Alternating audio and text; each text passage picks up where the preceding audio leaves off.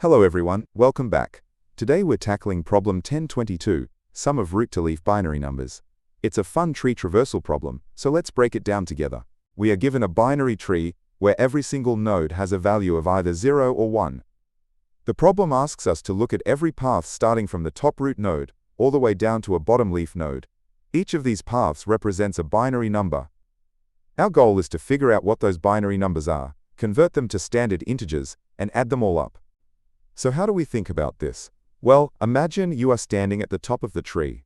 You pick a path and walk downwards until you can't go any further. A node with no children is called a leaf. As you walk down, you simply write down the numbers you step on, in order. In the slides example, walking down might give us a 1, then a 0, then another 1. Now for the twist. That sequence of 1s and 0s isn't just a list, it's a binary number. The first number we stepped on at the root is the most significant bit, meaning the highest value, so a path of 101 represents the binary number 101. If we convert that to a standard decimal number, we get 5. We have to do this conversion for every single path that ends at a leaf. Let's walk through the full example from the problem description. Looking at the tree, we trace our 4 possible paths to the bottom. The far left path gives us 100, which is 4. The next path gives us 101, which is 5. The next is 110, which is 6. And the far right path is all 1s, which is 7. We take all those final numbers, add them up, and we get 22. That's our answer. Before writing code, it's always good to think about edge cases. What if the tree is super tiny? If it only has one single node, that node is both the root and the leaf. So if the root is 0, the answer is just 0. If it's 1, the answer is 1. Also, the problem tells us the final sum will easily fit in a standard integer, so we don't have to worry about our variables overflowing. Just a quick heads up, we will be walking through the solution using Python, because it's really clean for reading, but don't worry if that's not your main language. I'll be showing the full exact code for Java, C++, and JavaScript towards the very end of the video. How do we actually code this? Well, since we need to explore paths from top to bottom, a recursive depth-first search is the perfect tool. As we travel down, we'll carry a running total with us. But here is the really cool trick.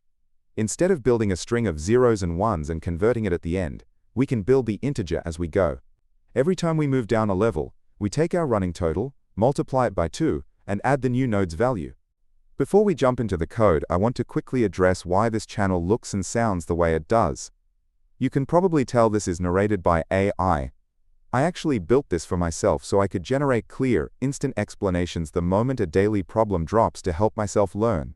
It helps me study faster, and I upload them here in case they help you too. I don't put ads in these videos and I don't take any sponsorships, so if you do want to support me you can donate at the Buy Me a Boba link in the bio, but that's completely optional. Anyway, let's get back to the video. Alright, here is the full Python code for our depth-first search approach. We define a helper function inside our main function to handle the recursion. Don't worry if the bitwise math looks a little strange at first glance. I'm going to break down exactly how this works over the next few slides. Let's zoom in on that one line of math. Taking our current value and shifting it left by 1, using those two less than signs, is just a fast way to multiply by 2. By shifting everything left, we create a blank space, a 0, at the very end of our binary number. Then, we use the vertical bar, the bitwise OR operator, to merge in the new node's value. Because the last spot is a 0, doing an OR is exactly the same as just adding the node's value. So multiply by 2, then add the new bit. What about the checks in our function? First, if we try to visit a node that doesn't exist, we just return 0. It's a dead end, so it adds nothing to our final sum. Second, we need to know when to stop. If a node has no left child and no right child, we found a leaf. Our path is finished. So we return the current value we've been building up to this point, passing it back up the chain to be added together. Code can be hard to visualize just by looking at it, so let's run a simple example through it line by line. Imagine a tiny tree with a root of 1, a left child of 0, and a right child of 1. We start at the root with a total of 0. We double 0 and add 1, giving us a current value of 1. It's not a leaf, so we go left. At the left child we double our 1 and add 0, giving us 2. It is a leaf, so we return 2. Then we go to the right child. We double our 1 and add 1, giving us 3. That's also a leaf, so we return 3. Finally, back at the root, we add those two results together. 2 plus 3 gives us a final answer of 5. Let's talk about performance. For time complexity, we have to look at every single node in the tree to find all the paths. So if we have n nodes, the time complexity is big O of n. For space complexity, we aren't creating any big arrays, but we are using recursion. The memory used by the recursion call stack depends on how deep we go. So the space complexity is big O of h, where h is the height of the tree. Alright, that covers the Python solution and the core concepts. As promised, here are the full solutions for Java, C++, and JavaScript. I won't be breaking these down step by step, so just pause the video on your language of choice to check it out. Here is the full solution in Java. It uses the exact same bitwise logic and recursive structure.